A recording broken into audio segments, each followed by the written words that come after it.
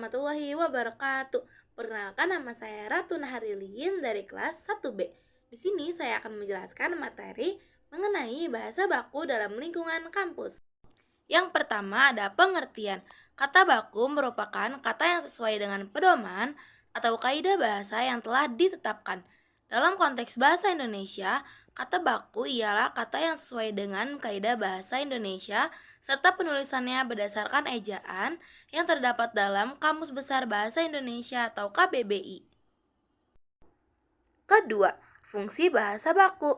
Yang kesatu, sebagai alat komunikasi resmi, misalnya dalam surat menyurat resmi, pengumuman yang dikeluarkan oleh instansi pemerintah atau lembaga resmi, peraturan perundang-undangan, surat keputusan, dan sebagainya.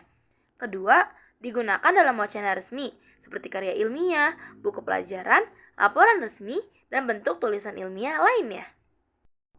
Ketiga, digunakan dalam pembicaraan resmi yang bersifat keilmuan atau bertujuan menyampaikan gagasan, misalnya ketika mengajar, memberikan ceramah, berkhotbah, atau berdiskusi.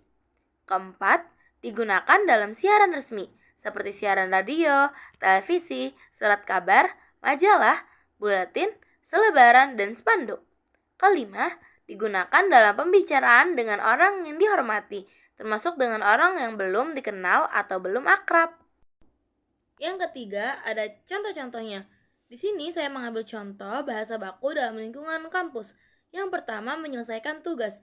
Bahasa baku, "Selamat siang Ibu, saya sudah mengumpulkan tugas makalah sesuai dengan waktu yang ditentukan." Bahasa tidak baku, "Siang Bu, tugasnya udah saya kirim ya." Yang kedua, mengirim pesan kepada dosen. Bahasa baku, "Selamat pagi Bapak, mohon izin, apakah besok ada perkuliahan seperti biasa?"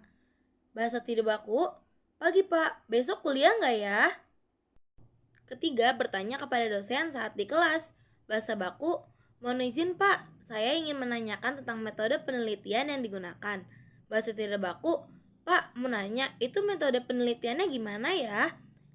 Keempat, mengucapkan terima kasih kepada dosen. Bahasa baku, "Terima kasih atas penjelasannya Pak, sangat membantu saya memahami materi ini."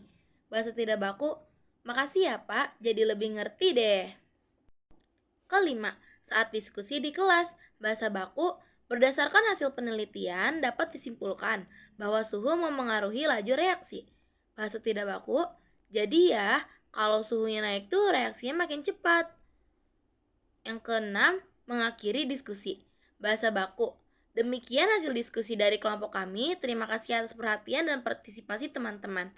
Bahasa tidak baku, "Ya udah, segitu aja dari kelompok kami. Makasih ya."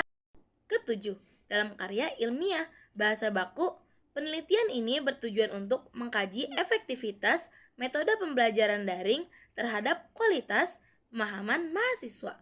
Bahasa tidak baku, riset ini tujuannya buat ngecek seberapa efektif cara belajar online ke pemahaman mahasiswa.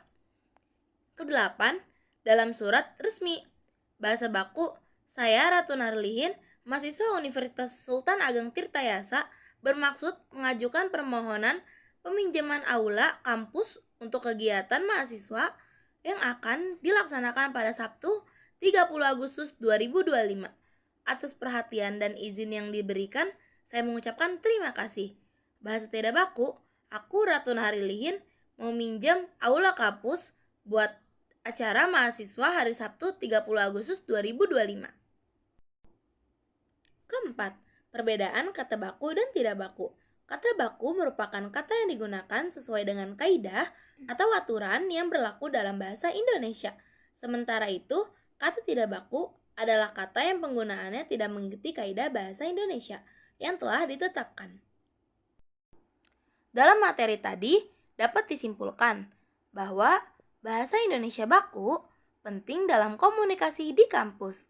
Bahasa ini digunakan dalam surat resmi, pengumuman fakultas, peraturan akademik, dan dokumen lainnya agar informasi tersampaikan jelas, tepat, dan dapat dipertanggungjawabkan, sehingga mudah dipahami oleh dosen, mahasiswa, dan sivitas akademik lainnya. Terakhir, referensi. Di sini saya mendapatkan 4 referensi. Terima kasih, kurang lebihnya mohon maaf. Wassalamualaikum warahmatullahi wabarakatuh.